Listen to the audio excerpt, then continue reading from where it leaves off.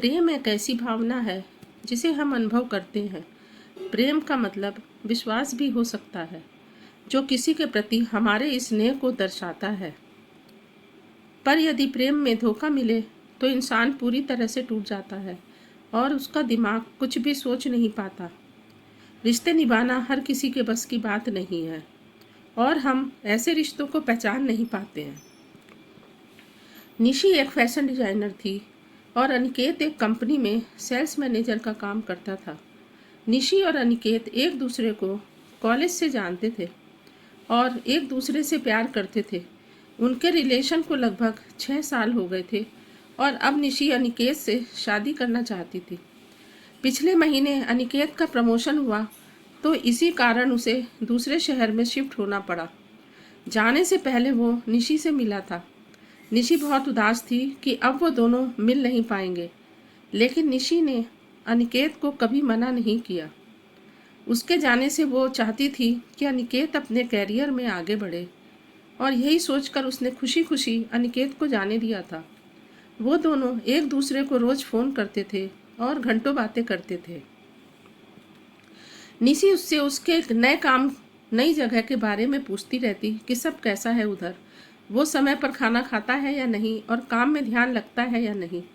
निशी उससे उसका सब कुछ पूछती थी। 1 साल अच्छे से बीत गया। अनिकेत ने धीरे धीरे उससे बात करना कम कर दिया। इससे निशी बहुत परेशान रहने लगी। अनिकेत अब निशी को फ़ोन नहीं करता था और जब निशी फ़ोन करती थी तो ये बोलकर फ़ोन रख देता था कि वो काम में व्यस्त है। निशी को समझ नहीं आ रहा था कि अनिकेत ऐसा क्यों कर रहा है। भले कितना भी काम हो, 5 मिनट तो मुझसे बात कर ही सकता है। 1 महीना ऐसे ही चला गया। फिर निशी ने थक कर अनिकेत को फ़ोन करना छोड़ दिया और अनिकेत तो अब उसे खुद से फ़ोन करता ही नहीं था। कुछ दिन ऐसे ही बीत गए तो निशी ने खुद अनिकेत को फ़ोन किया। उसने फ़ोन नहीं उठाया। निशी ने उसे 4-5 बार फ़ोन किया, फिर भी उसने फ़ोन नहीं उठाया और ना ही उसने बाद में खुद निशी को फ़ोन किया। निशी बहुत परेशान हो गई। वो सोचने लगी कि सच में अनिकेत काम में व्यस्त रहता है या कुछ और बात है। कुछ दिनों बाद निशी अपने काम से छुट्टी लेकर अनिकेत को बिना बताए उससे मिलने चली गई। निशी को अनिकेत का पूरा पता मालूम था कि वो कहाँ रहता है। निशी रात के समय अनिकेत के घर पहुंची। उसने देखा कि अनिकेत के घर पर ताला लगा हुआ था। उसने अनिकेत को फ़ोन किया, लेकिन हमेशा की तरह अनिकेत ने निशी का फ़ोन नहीं उठाया। फिर निशी ने अनिकेत को मैसेज किया कि मैं तुम्हारे घर के बाहर खड़ी हूँ, तुम कहाँ हो।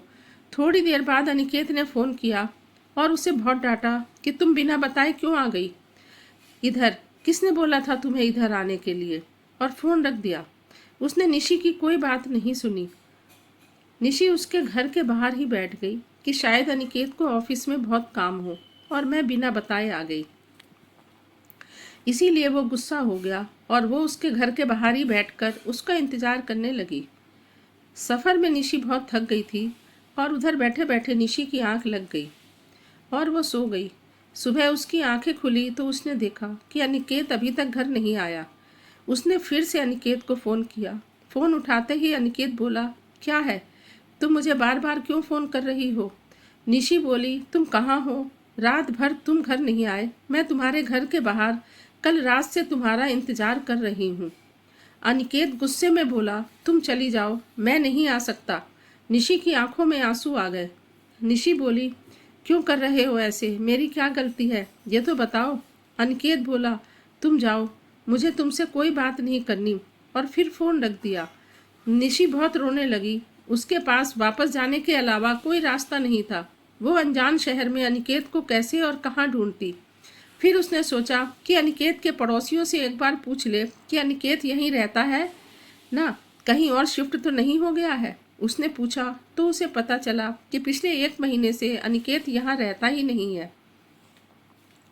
ये सुनकर उसे और बुरा लगा कि अनिकेत ने उसे कुछ नहीं बताया था कि वो कहीं और शिफ्ट हो गया है।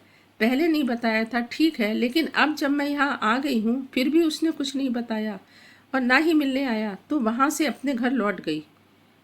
वो बहुत बेचैन हो रही थी। अनिकेत ऐसा क्यों कर रहा है। वो अनिकेत को फ़ोन और मैसेज करती थी, लेकिन वो ना तो फ़ोन उठाता और ना ही मैसेजेस का जवाब देता था। 15 दिनों बाद अनिकेत का फ़ोन आया। निशी अपने ऑफिस में थी। उसने तुरंत फ़ोन उठाया और ऑफिस से बात करने के लिए बाहर निकली। वो पूछने लगी कि अनिकेत, तुम्हें क्या हो गया है? तुम मेरे साथ ऐसा क्यों कर रहे हो? मुझसे कोई गलती हुई है तो मुझे बताओ, लेकिन मुझे ऐसे इग्नोर नहीं करो, मुझसे बात करो। उधर से अनिकेत बोला, अब प्लीज़ तुम मुझे भूल जाओ। मैं किसी और से प्यार करता हूँ और उससे शादी करने वाला हूँ और पिछले 1 महीने से उसके साथ ही रहता हूँ। इसीलिए तुमसे मिलने उस दिन नहीं आया था। हो सके तो मुझे माफ़ कर देना। मैं अपना फ़ोन नंबर भी बदल रहा हूँ। इतना बोलकर अनिकेत ने फ़ोन रख दिया। ये सब सुनकर तो मानो निशी के पैरों के नीचे से ज़मीन ही निकल गई। उसका दिल बहुत ही तेज़ी से धड़कने लगा। वो रोने लगी और सोचने लगी, कैसे 6 साल का संबंध ऐसे कोई एक झटके में तोड़ सकता है। वो उसी वक्त ऑफिस से घर चली गई। वो बहुत रोई और फिर अनिकेत को फ़ोन करने लगी और सोचने लगी कि अनिकेत ऐसे कैसे कर सकता है। वो मुझे छोड़कर नहीं जा सकता। लेकिन जैसे अनिकेत ने कहा था कि वो अपना नंबर बदल रहा है, तो उसका फ़ोन भी नहीं लगा। निशी डिप्रेशन में चली गई थी। वो 15 दिनों तक ऑफिस नहीं गई। उसे रोज़ ऑफिस से फ़ोन आते थे। आखिर में उसके बॉस ने उसे बोल दिया कि ऐसे ही कुछ दिन और चला तो उसे अपनी नौकरी खोनी पड़ेगी। फिर कुछ दिनों बाद निशी ऑफिस जाने लगी, लेकिन काम में उसका ध्यान नहीं रहता था। अब उस बात को 5 महीने हो गए हैं। निशी धीरे धीरे संभल रही थी। अनिकेत ने फिर कभी निशी को फ़ोन नहीं किया, ना निशी ने फिर कभी उसे फ़ोन किया। कहते हैं, रिश्तों में जो बेवफाई होती है उसे याद करना बेहद मुश्किल होता है, पर उस बेवफा के बिना जीना भी मुश्किल होता है। धन्यवाद। कृपया मेरे चैनल को लाइक और सब्सक्राइब करें।